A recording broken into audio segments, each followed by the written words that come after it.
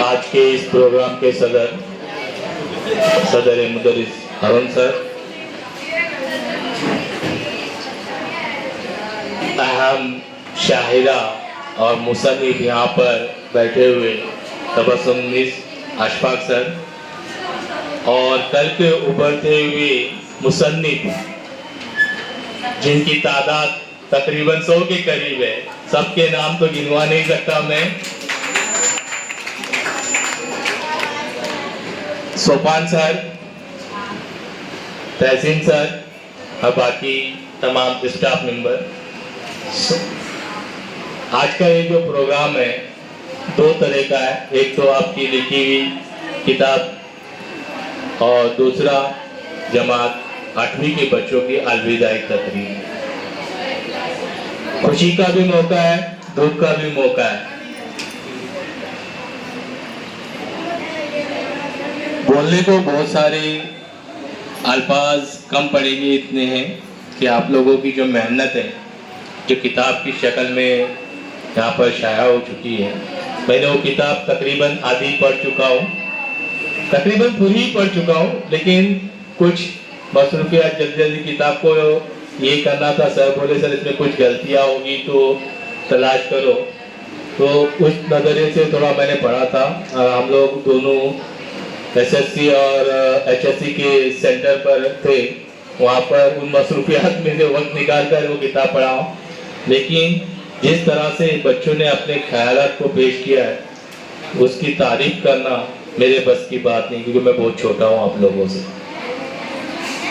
क्योंकि आप लोगों ने इतनी बेहतरीन तरीके से अपने अल्फाजों को उस किताब में प्रूव किया है कि मैं खुद हैरान रहा कि वाकई ये वही बैच है 5वीं क्लास की जो मैं छोड़ के गया था। मुझे यकीन ही नहीं हो रहा था, क्योंकि उसमें ऐसे भी तुलबा थे जिनको पढ़ना भी नहीं आता था। और वाकई इस 2 साल में जो तहसीन सर ने आप लोगों पर मेहनत की है वो काबिल तारीफ है। तहसीन सर जैसे उस्ताद मिलना एक बहुत बड़ा एजाज है, तकदीर वाले होते हैं कि उन्हें ऐसे टीचर मिले।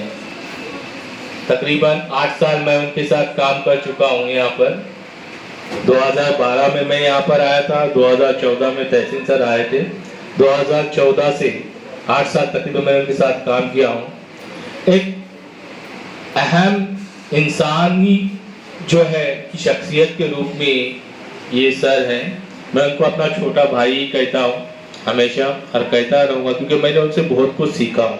ये तो सर आप नहीं सर, मैं भले उम्र में आपसे बड़ा हूँ, लेकिन सीखने में मैं आज भी आपसे पीछे हूँ, बहुत कुछ आपसे सीख रहा हूँ। आप जिस तरह से आपने इन बच्चों को सर इस काबिल बनाया वो काबिल तारीफ है।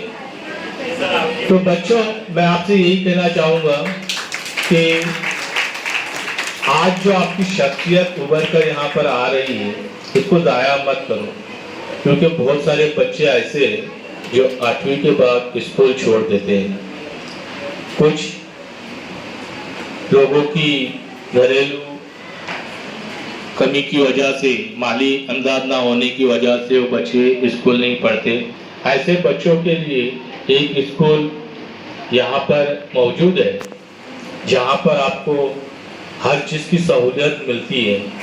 यहाँ से वहाँ तक जाने का आपको बस का पास बनाकर मिलता है, और जिस तरह से यहाँ पर जितनी सहूलतें मिलती है तमाम चीज़ें वहाँ पर भी मिलेंगी। अगर कोई बच्चा पैसों की वजह से स्कूल छोड़ना चाहता है तो प्लीज़ मत छोड़ो, थोड़ी सी तकलीफ होगी तुमको आने जाने की।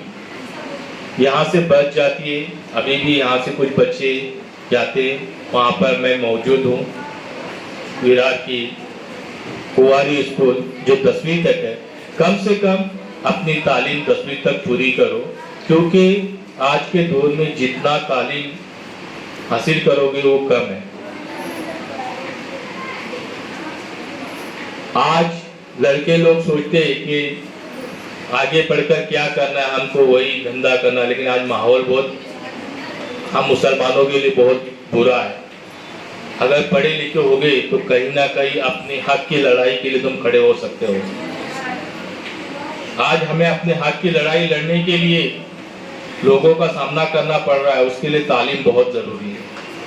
जब तक तुम तालीम नहीं हासिल करोगे अपने हक के लिए लड़ने के लिए तैयार नहीं हो पाओगे।